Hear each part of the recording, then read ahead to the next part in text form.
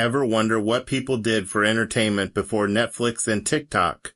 Imagine a world where the biggest celebrities were people with extraordinary bodies, billed as human marvels and oddities. For over 100 years, these were the stars of the freak show, a phenomenon that both fascinated and horrified audiences. Was it exploitation, or was it a way for people who were different to find fame, fortune, and even family? Let's pull back the curtain on one of history's most controversial forms of entertainment. The golden age of the freak show began in the mid-19th century. Thanks to showmen like the legendary P.T. Barnum, he wasn't just a circus guy. He was a marketing genius who knew how to sell a story.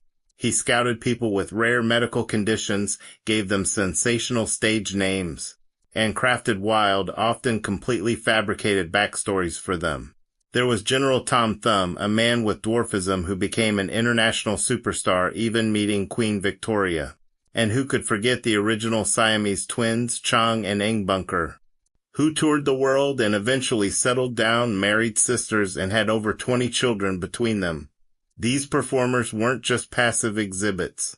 Many were savvy business people who controlled their own careers. They negotiated contracts, sold their own merchandise like signed photos, and earned incomes that were unimaginable for most people at the time, let alone those with disabilities. For many, the traveling show became a chosen family, a community where they weren't just accepted but celebrated for their uniqueness. Performers like the bearded lady Annie Jones used their platform to advocate for themselves and challenge societal norms. However, there's a dark side we can't ignore. The term freak itself is demeaning, and the entire business model was built on objectifying human beings. Audiences often gawked and mocked, and the medical explanations for their conditions were usually replaced with fantastical tales of curses or exotic origins. As medical science advanced in the 20th century, the mystery surrounding these conditions began to fade. Society's attitudes shifted, and the public grew uncomfortable with the idea of paying to stare at people's physical differences.